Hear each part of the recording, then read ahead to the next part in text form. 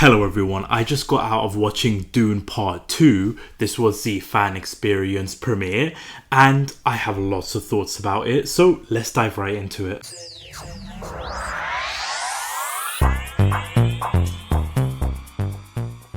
Thank you everybody that has clicked on this video, clicked on this review. With this video, it's going to be a non-spoiler review. I am planning on doing a spoiler review because I have lots of things I want to talk about when it comes to like the movie and the spoiler aspects side of things here. But in terms of this video, it's completely non-spoilers. So if you haven't seen the movie, don't worry, nothing's going to be spoiled here. If you have seen the movie, please let me know your thoughts in the comment section down below, but please keep it spoiler free for now. And also if you are new to the channel, do consider hitting that subscribe button as we talk about movies, TV series, a whole bunch of different type of videos on the channel. So do consider hitting that subscribe button as we try to get that 400 subscriber goal here. So I do appreciate all that support.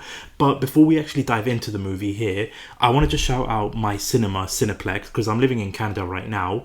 I was expecting the popcorn buckets, the one that's been famously showing up online. I'll post that picture here of what the popcorn buckets were looking like, but there was no sign of it whatsoever. I don't know why Cineplex doesn't have these special type of popcorn buckets. They got like the special metal tins ones, but not these like popcorn buckets. Like, I was ready to dip my hand inside that sandworm just to get the popcorn. You know what? We'll leave it at that. But they did actually make it up for it, because after the movie finished, they started handing out these posters for everybody that attended. And I gotta say, like, this poster looks so nice. So hopefully it can pick up good on camera here, and if not, I'll probably just take a picture and post it on the video. But I really love the look of this poster here. It looks absolutely fantastic. Gonna be framing this and hanging it somewhere. But with Dune Part 2, obviously this is a sequel to Dune Part 1, and in this movie you're following Paul, who's played by Timothée Chalamet, who's joining Chani, who's played by Zendaya, and the Freeman, as he joins them to take up arms to get revenge on his father and what happened to his family. Now in terms of the movie itself, I'm pretty sure everybody's going to be talking about it in terms of like the visual effects and the cinematography and just the camera work in general. Obviously just looked absolutely fantastic. If you loved the look of the first movie, this movie does absolutely the same, possibly even more. It looks so immersive. The world that we're exploring, the cinematography, the vision, and like the directing too in this movie. I didn't really talk about it in the first movie because I actually did a review of the first movie a couple of days ago, so you can check that out somewhere here. But when it comes to like the directing, what Denis Villeneuve does in this movie, especially with like the camera work, there's some wide shots, there's some close-ups that I just think looks absolutely stunning. There was one particular shot of the sandworms, which honestly is my favorite shot of the whole movie. So just in terms of the directing when it comes to this movie, it looks absolutely phenomenal. On a technical standpoint, this movie really is a fantastic watch, a great experience. I'll be completely honest though, if you're not a fan of the first movie, this movie probably won't sway you and you probably won't get as much enjoyment, because this movie really isn't for everybody. It is very long-winded. It is got a long runtime, coming at 2 hours and 40 minutes, I believe it was. And in terms of that, I'll speak about that later on in this video. But if you're not a fan of like these specific types of genres or this specific type of movie, because it's like a very slow build-up type of movie, you're not going to be a fan of this, because like I said, it's on a technical standpoint fantastic. Visually looks amazing. Sound and score, all honestly, I just give high praise for it, because the movie, like I said, just looks absolutely phenomenal. You're immersed in this world and you just want to stay there. You want to be in this movie. You want to stay in terms of like the characters and in terms of the world that they are in. It honestly is something that you would need to experience yourself, because I mentioned it in my Dune Part 1 review. This is like something that you just have to experience, and with this one, I watched it in IMAX. They were previewing it in IMAX.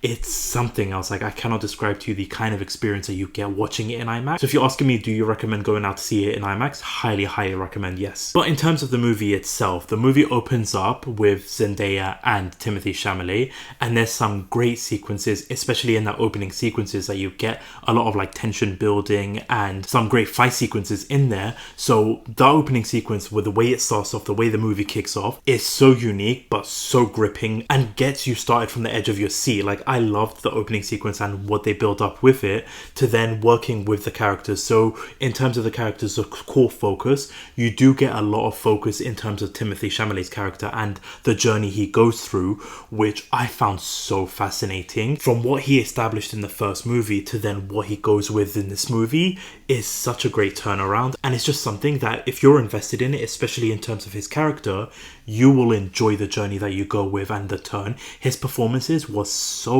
great in this movie. Probably for me, one of his best performances I've ever seen in terms of his filmography. This for me is definitely his standout performance. I loved his journey and his story arc and what he did with his performance and with his character. So that honestly is definitely one to keep an eye on. Zendaya's character, I think for me, is the most intriguing character. You don't get to see her much in the first movie. She's sort of just like a dream sequence that he gets, and then last shot of the movie she's part of it, but then this one she's prominently in the movie, and she's a love interest of Timothée Chalamet, and they treat the love interest pretty well. Like, they don't force it on you, or it's not like overshadowed in the movie. It's done and sprinkled throughout the movie really well, and it's just very organic and gone through the movie, especially towards the third act and what happens. That for me is very interesting to see where we're going to take Zendaya's character. But in terms of her, she also brought her A game with this movie. A great fantastic story arc and a great fantastic performance from Zendaya. When it comes to Rebecca Ferguson's character, she isn't in the movie as much as I thought she was going to be, because for me she was a standout in the first movie. Her and Timothée Chalamet were the two standouts in the movie, and with this one she is a prominent figure and a prominent character, and what she goes through in her story arc I thought was really fascinating and builds up to what they're going to possibly do in the next movie, if they are going to do it. But she's not as prominent, like you don't see her as much. She's not in a lot of scenes in this movie as I thought she was going to be, but when she is in the movie, man, her scenes are breathtaking. The decisions, I honestly was not expecting what her character has gone through, and I'm really on board and fascinated with that. And then when it comes to like the whole Freeman tribe, the clan, they have some great lore exploration here. So when it comes to like the Freeman and their beliefs and the prophecy and all that kind of stuff, because the movie itself, and you see it in the trailer, so this isn't really a spoiler, but they really focus heavily on the prophecy of their beliefs and following Timothée Chalamet. Now with the movie they focus a lot on that, and they explain to you the lore and their beliefs and that kind of stuff, but it's not lore dumping or anything like that. It's explained very well, and there's just some unique sequences in there. Like for example, there was one scene where they talk about where they get their water from, and there was this character that was crying, and then one of the characters wipes away the tear, actually drinks the tear because they don't want to waste the water. Like that, for me, those types of sequences and those types of moments really just work so well, and you really get invested with the Freeman. Obviously there's some disillusions within amongst them, which also has some great storytelling with that, but overall I love the journey that they go through. Now with one of the characters, Stilgard, who's played by Javier Bardem, I really enjoyed his performance. Like, he brings such a great element into the movie as a sort of follower for Timothée Chalamet, but he's also sprinkled some great comedic elements in there. Like the comedy I was not expecting, but it really worked a lot, and it was so subtle that it's not overshadowing a scene that you're watching. So I really like that aspect of it. Now when it comes to like the new characters or the new cast members that was introduced, like Florence Pugh and Austin Butler along with some other cast members, I feel like their scenes weren't prominent in the movie either. You don't get to explore much of them. Florence Pugh's character, you get to see it, she's sprinkled throughout the movie, but some of her scenes felt like it was a little bit short. I felt like some scenes were edited out a little bit, but Austin Butler's, what a performance he did in this. I always would see him as Elvis, but honestly after this performance I don't see him as Elvis, I see him as this character. You get that great sequence, you get that. Honestly, his introduction to the movie was absolutely amazing, but my issue is that there wasn't enough scenes with him. I would have wanted to see more. Like, you get to see it in the trailer, like that hand-to-hand sword fight battle that he does get, and that for me is one of my favorite scenes of him, but then you don't really get to see a lot of him in the movie. I wish we got to see more of him because his character was so fascinating. So that if you're going into the movie expecting to see a lot of scenes with like these new characters and all of that stuff, for me, I felt like because the focus was on Timothée Chalamet and his story arc, they kind of just felt put in the back burner for the time being. But when they do appear and when they do pop up, you do get memorable scenes with them. But in terms of the movie itself, in terms of like my negatives that I do have when it comes to the movie, I do feel like as the villains of like the first movie, they were also put on the back burner. You didn't really get to feel that impact that they got in the first movie, especially with like one character which I won't bring up, but I'll talk about it in the spoiler video, where I felt like that character wasn't used as strongly as they were used in the very first movie. And also when it comes to like the pacing of the movie, because as I mentioned, the movie clocks in at around 2 hours 40 minutes, something like that. a lot of the movie is focused on Timothée Chalamet's story arc and his character and like the Freeman's belief. So that kind of drags a little bit in terms of the movie. So you do feel the runtime a little bit, especially if you're not immersed in the lore, immersed in the character, immersed in the journey of what's going on with the Freemans and their beliefs. So you kind of feel the runtime a little bit there. And I do feel like certain scenes were a little bit rushed, especially towards like the third act.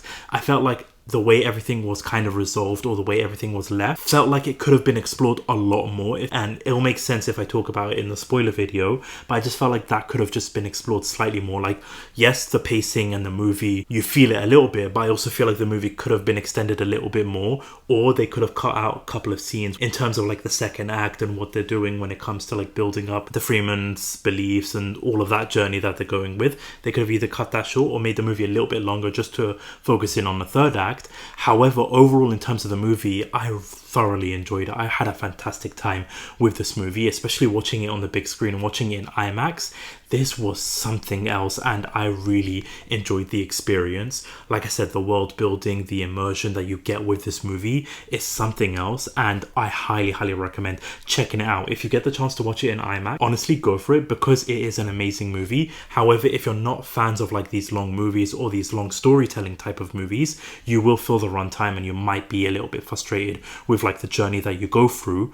But overall, I honestly had a fantastic time. And in terms of like what is going to be next in terms of the Dune world, they do set up a little bit that could be explored with the movie in terms of part 3, and I do hope that is the case, because from what I saw in terms of like this was like a fan first event premiere experience, and it was packed out. Like, there was not an empty seat whatsoever. So hopefully that is a sign that this movie is going to do well. This for me was the first time I've gone to the movie theaters in 2024, because all the previous movies just did not appeal for me.